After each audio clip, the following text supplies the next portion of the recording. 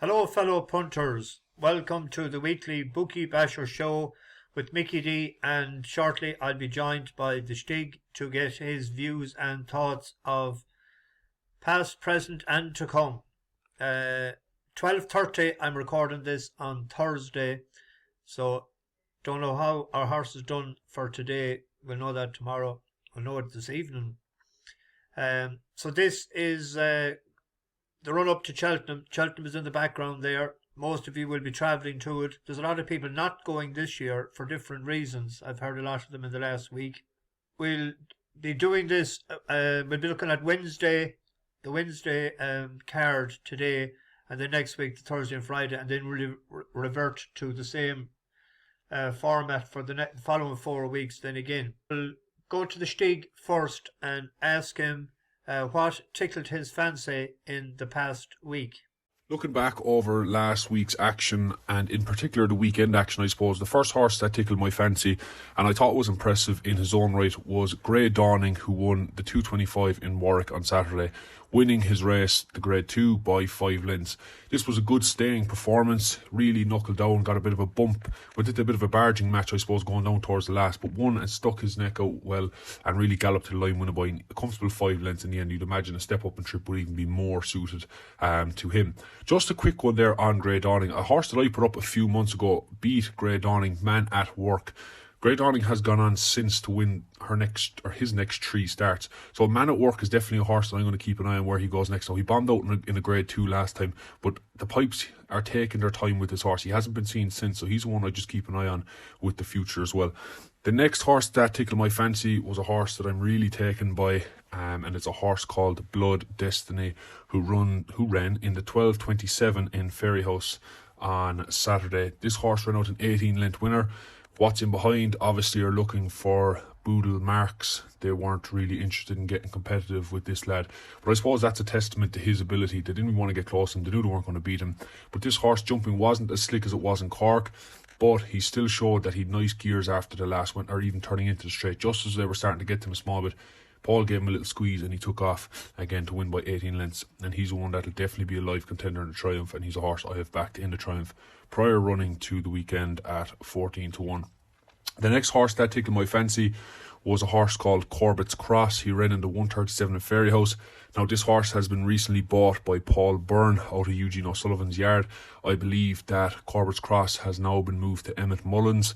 So this is definitely a horse for the future, with an eye to looking at the National, I'd say, in a few years' time. So just keep an eye on this horse, Corbett's Cross.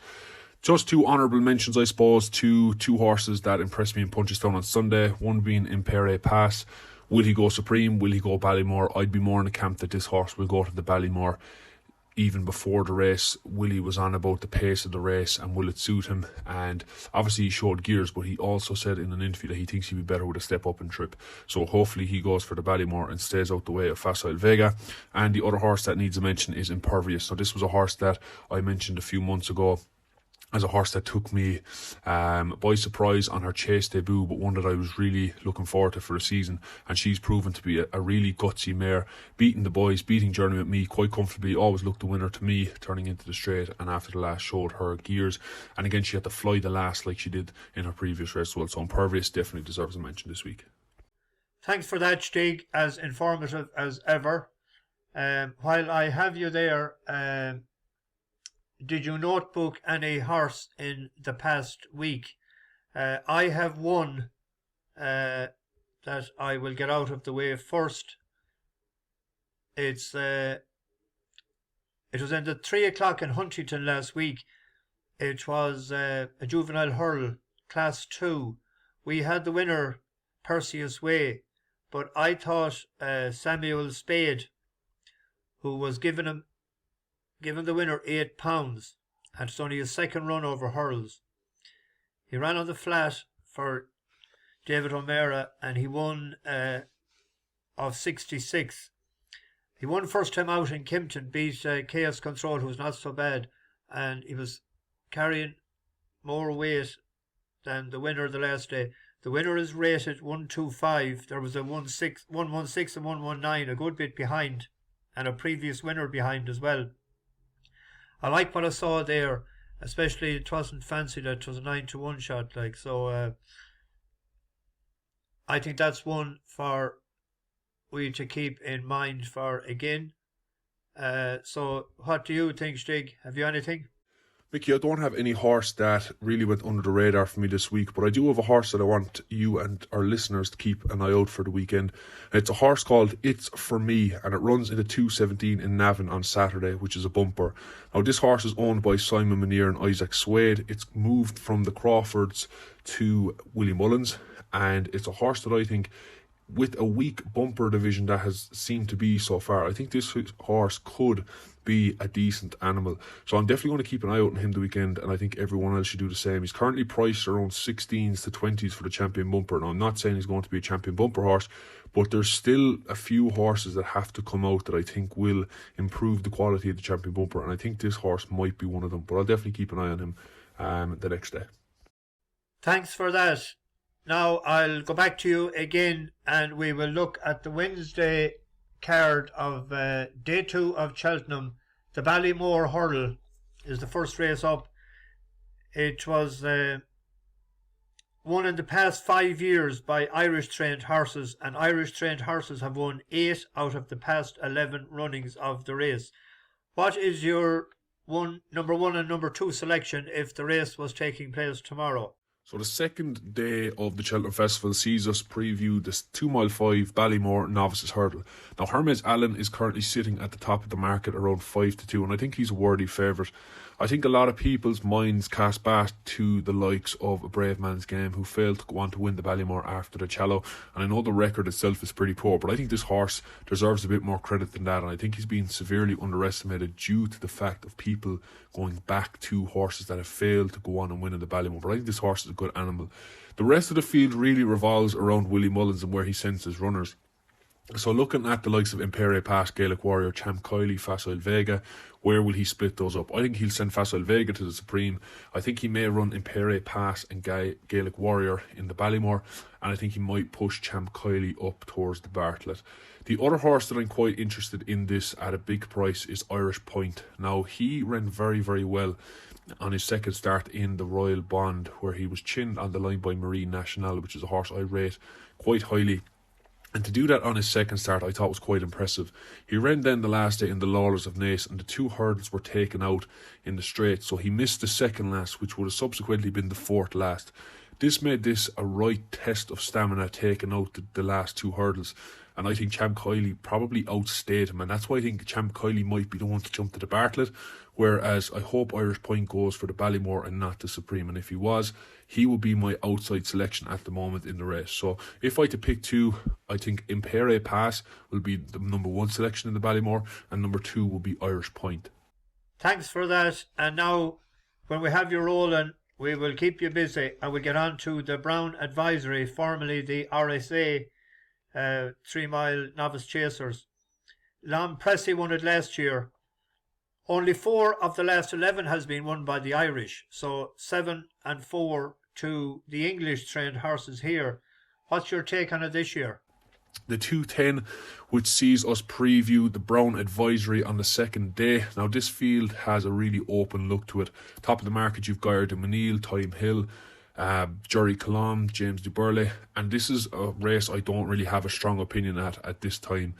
I think a lot of it will boil down to what way the ground is, the weather, the way certain trainers are in form or out of form at the Cheltenham Festival. But the 2 I'd be throwing darts on at an early time of the year, which is now, would be Jory Colomb if the race turned up quite heavy, soft to heavy ground.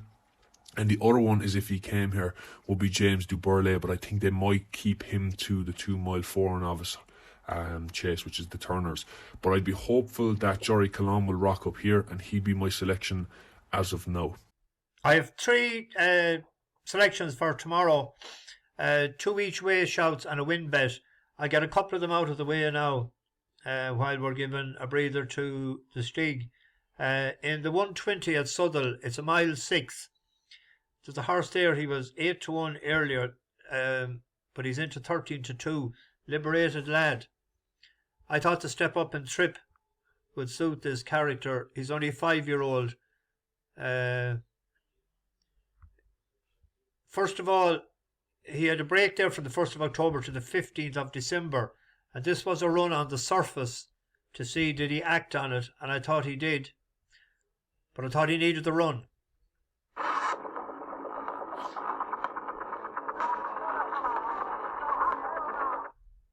Switch to the inside, dark blue and lighter blue hoops as the leader comes back to them, Shaggy, and now it looks quite an open looking race. Uther Pendragon coming through, Kapla Blue. King Athelstan is switched to the far side. Selfish Brian in the green jacket is staying on well behind Uther Pendragon. On the outside, bounce back with Liberated Lad, and then Thunder Gap inside the final furlong. Uther Pendragon from King Athelstan and Selfish Brian. That's the 1, 2, 3. Uther Pendragon, King Athelstan, Selfish Brian, Uther Pendragon is holding them all at bay.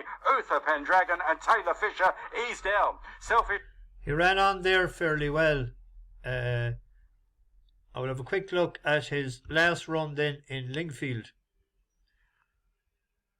And he showed a little bit more toe, I thought, at the distance. Behind those, Pablo Prince is next from Sister and Brother as they race down the side towards the home turn. Vision of Hope is coming to challenge now in Grave. Wider out Bristol Hill. Pablo Prince just waiting for a gap. Then Quain, Be Fair, Sister and Brother, Liberated Lad, Torbolino and Alice Optera. Turning for home inside the two. Vision of Hope now. Kevin Stott has gone for home here. Leads in the dark blue. To on the outside, Pablo Prince looks the main threat though for Luke Morris. And here's Pablo Prince to strike the front and is sweeping clear to in second place. Vision of Hope. Alice Optera running on from the back. Out wider is Liberated Lad. But up front it's Pablo Prince for John Best and Karen Jewell from Alice Optera. Pablo Prince held on. He looked like a stayer there at a mile 6. Would probably suit him, I thought. And at 13 to 2, they're paying 4 places in each way selection. We'll go back to the Stig now again, and we'll have 2 more races. We'll look at the bumper first. Facile Vega won it last year, who's favourite for the Supreme Novices Hurl. 9 of the last winners were Irish trained, and 6 of those 9 were trained by Willie Mullins, and 2 of them are Gordon Elliott and 1 was Dermot Weld, Silver Concord. And 8 out of the 11 second place finishers were also Irish trained as well, so it has been a 1-2 on 8 occasions of the last 11, and 9 out of the 11 winners. Appreciated Kilcrut and American Mike were 3 second place finishers. What's your take on it, Stig, for this year? Moving on then to the 330, which will be the Queen Mother Champion Chase. Now this race has an open look to it. By open, I mean the horses that are in the race and entered at the moment are the ones I think will rock up. I don't think there's anyone in the race that's going to go anywhere else. Energamine is your favourite at 8-11 and deservedly so. I think he's your most likely winner. I'll keep this short. I think Energamine will win. He's 8-11. If the Clarence House goes ahead the weekend, we'll see where he's at with Energamine. With Edwardstone. I think the bigger field will suit Edwardstone, where he can get a bit of cover and come late at the likes of Energamine. Blue Lord is the improver in the field. He definitely has a live chance in this. He's improving, but I just don't think if he can't win an Arkle, I don't think you're going to go on and beat seasoned, opened 2-mile chasers like the likes of Energamine and Grenadine. Thanks for that. And now finally we will get on to the big race of the Wednesdays, the Champion Chase, won last year by Energamine. 8 of the last 11 winners have been English trained. There's another surprising stat that a person wouldn't believe me last night. Nicky Henderson has won 4 out of those 8. The Irish have won the last 2. The Mayor won it 2 years ago, put the kittle on for Henry de Bromhead. What's your take on that, Stig, this year? Moving on then to the Champion Bumper. Now this race is a race I do not have a strong opinion in at all, especially at this time of year. It'll be more after the Dublin Racing Festival. I'll have a stronger view on what I think will win the Champion Bumper. But if I had to throw 2 early darts at it, I think Chapeau du Soleil was the horse that I think I've seen this year. I know he was beat on his first run, but I think he's the horse that I can see most improvement coming from. He hung really, really badly that day in Fairyhouse and then stayed on, like the penny finally dropped with him and stayed on really well to the line. And he looked quite a frail, not a frail horse, but like he didn't fill out his frame just yet. So I think he's going to improve an awful lot throughout the season. The other horse that I would give a mention to is Icanto Bruno for John McConnell. Now, we haven't seen this horse in quite a number of months. He ran in the November meeting in Cheltenham and won quite easily. And he's a horse that, in a field of however many horses are going to turn up, he has the course experience. And I just don't think we've seen a really, really standout bumper horse this year. And he could go under the radar. He's currently 16-1. Thanks for that. And I'll give you my two other horses, and then we'll get back to you for your selections for the weekend. There's 5:45 at Newcastle. This is probably a horse you spotted as well the last day. We were on the winner, but when you look at this closely, we were lucky enough to hang on. The horse I'm picking in this is at the very back of the field now. Right behind them, Wee Fat Mac and Kraken Power to the near side rail. Ruggles is next in the field, only 3 lengths off the leader, followed by I Do Apologise, and Modular Magic will have to pass them all to win. Back inside the final furlong and a half they come. Kraken Power lays down their challenge to another Angel over on the far side. Wee Fat Mac trying to deliver a challenge between horses. I Do Apologise under the near side rail. Kept going in the noseband is Ruggles. It's Kraken Power and Joe Mason in front as they go inside the final half. Trying to respond to the near side. I Do Apologise, and finishing quickly Modular Magic. They race up towards the line tight. It was tight, I'll tell you. But that horse won first time out when it ran on the track. I think, if I remember right, it was Red Care, was it? Yeah, Red Care. He has never ran at anything only 5 furlongs. He's an out-and-out sprinter. And he ran twice at Southwell before. He was second 2020 in a handicap, and he was fourth. Both of them were off 68. He's off 72. And he's going to be up £3 if they don't get him out, so they're out tomorrow. And he is a 2-1 shot, I think, with William Hill there. 2-1. So that's a win bet. And the last one then is an each-way selection in Fundalk in the last race. It's 1.5 miles. It's Too Bright. This caught my eye a few times, but I was in Roscommon the day it won before. It likes a good surface, and 1.5 miles is its trip. It won in Roscommon August 21. But had a good run in Dundalk. There was money for the last day. He got into all kinds of bother coming around the turn, and I thought that he had a right good chance tomorrow to be in the first 3 or 4, if not winning. There was a horse behind him or ahead of him the last time, Celtic Revival, but I think he should turn the tables on him. Just a shout out to KC. I'd always he's from I think it's Keith from Charleville and Cork. He put up a couple of tips in Australia that went off this morning. One won at 11-2, and the other one was second, beat 3/4 of a length. And they were in the $2 million races. But he put them up on the older video, and I probably should have told him to rewrite them onto the new one. But I think he's from Charleville. He's a good character. Shout out as well to Carol Frowen and Joseph Hutton, their newcomers on the bus. And we'll get back now to the Stig for his nap, his next best, and his. I know it's not easy for this weekend, and if you feel you have nothing ready for us, we can post them in the description. You can just say what you might have in mind. So I'm only going to put up one horse this week, and it's going to be a nap selection. Just the fact that we don't know if racing will go ahead and will jump cards be abandoned, etc. So the horse that I'm going to put up this week runs in Haydock on Saturday, and it runs in the 310, and it's a horse called The Legislator. Now, Haydock could turn up pretty heavy the weekend, and I think this will suit this horse down to the ground. He beat a horse called Snake Roll in a point-to-point, who is now rated 125. The Legislator is currently running off 117. The jockey Patrick Wedge is taking 7 off, so he runs here off what really is 110. Now, I think this horse is definitely better than 110. I remember his novice hurdle when he opened up odds again, so I think he opened up around 11-10, and he was absolutely hammered into 4-9 before the off, and it took him a while before the penny dropped in that race. Once he got going, he stayed on really well, and he stayed on really well in his last race as well. So I definitely think the heavy ground off 110, he'll take a bit of beating here, and he's currently 9-4. Thanks for that, Stig, and that's it for this week's show. Thanks for the Stig, and the best luck to his selections. And I hope we do all right maybe today and tomorrow, and keep the good run we have rolling. We're into double figures in winners in January already. we're making a nice few pounds. So long may it continue. Next week we'll be back. We'll be looking at the Thursday, the day 3 of the festival, and that will be the day of the Thyestes as well. There's a bus horse in the Thyestes. It's 8-1 right now. Is Deal Kerr. It was 4th in it last year, and it won the Leinster National. Then it was 2nd in the Paddy Power at 40-1.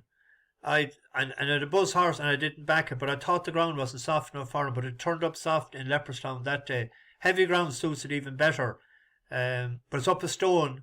He'll be carrying 149. I think he was 135 last year. But he's been aimed for the race. So anyone that might want to have a few pound each way on that, we know he's running it, and we know at the surface it'll be fine, and the distance will be fine. The weight is the problem. As I say, weight will stop at 3. Anyway, bash the bookies. Over and out.